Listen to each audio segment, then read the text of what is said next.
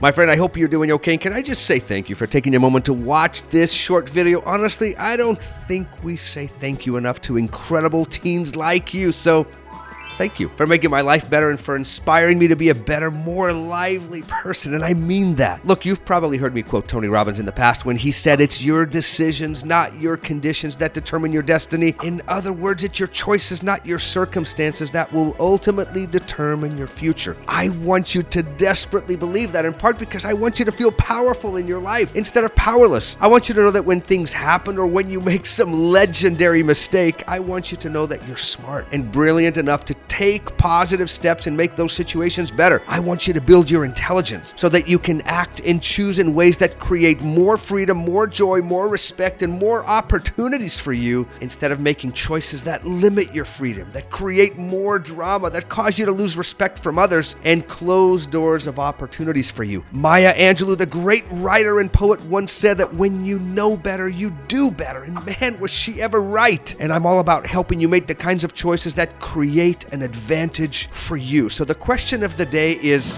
wreck it or respect it?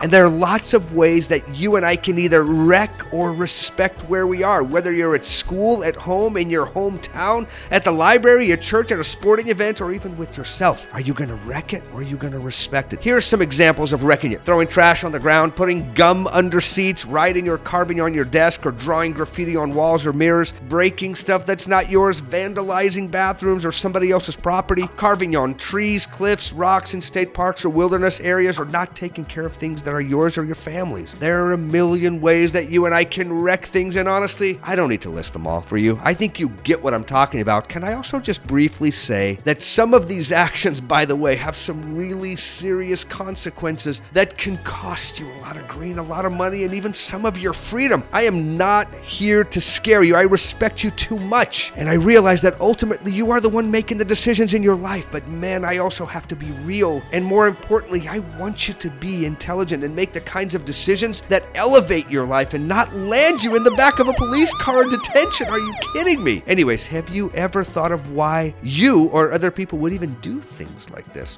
I've got a few ideas. I want to see if some of these make sense to you. Number one, other people are doing it. I know this is a little cliche, but honestly, if people around you are doing something, you feel better and more justified in doing it. You know, it's the whole, like, if all your friends were jumping off a bridge, would you jump as well? Well, actually, the answer to that question is yeah. Some of us would jump, and some of us do make unwise decisions just because of the people we're vibing with. Number two, we justify our actions. In other words, we give ourselves reasons for why it's okay to do what we're doing. Here's some of those. A, people don't care or respect me. Why should I respect them? Or it's not a big deal, or I'm not hurting anyone, or this school sucks anyways, or there's nothing better to do, or it's not like I'm the only one doing these things. These kinds of ideas and thoughts often lead to actions. Remember, ideas grow into attitudes and actions. And three, it's cool to not care. I think this is a pretty common reason, actually. I realize that sometimes you may feel that it's cool to be a little edgy and not just mainstream or vanilla, right? And so you sometimes do destructive, unwise, and harmful things to create this image, right? Or so that other people know that you're not some goody two-shoes that follows all the rules, because what's the fun in that, right? I think that sometimes our desire to stand out or to be liked or to be respected, we do things that don't match our most intelligent and best ideas. I mean, does this feel a little familiar to you? It does to me. So I am not here to just tell you what not to do, because honestly, I can do better than that. It's more about what we do and about you having the kind of psychology and perspective that will make your life better. So here are a few pro tips to help you stay out of trouble and make awesome decisions. Number one, get involved. Here's the deal. There are a lot of cool ways for you to be involved in your school, in your home, and in your community. Instead of saying no to those opportunities and pushing yourself out of those circles, find cool and small ways to be involved where you are. Join a team, a club, a group, go to games, to plays, to concerts, to church, to activities, to be helpful in your home, and do yourself a huge favor and become a part of things. This will not only bring you more fun, more happiness, more friendship opportunities, but also help you feel like you're a part of things. When we feel disconnected from school, disconnected at home, in our community, we don't really care about those things, and not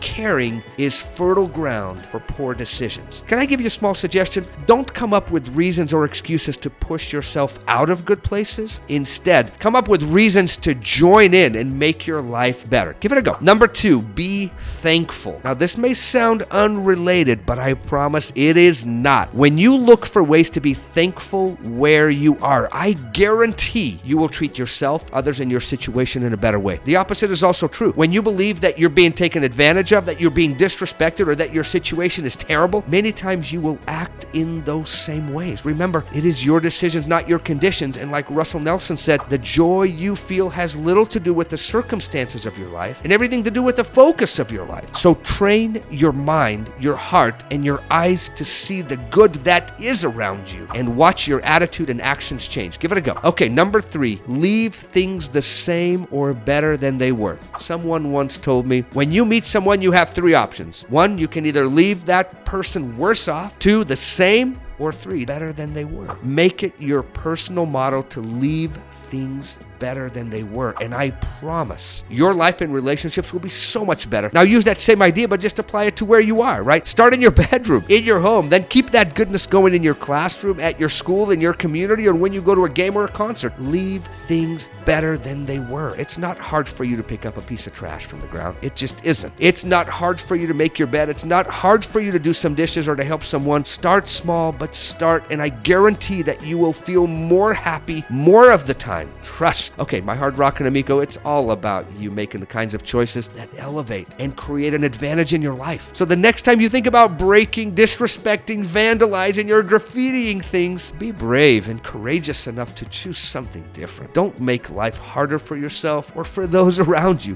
Be cool, stay in school, and I'll see you next time.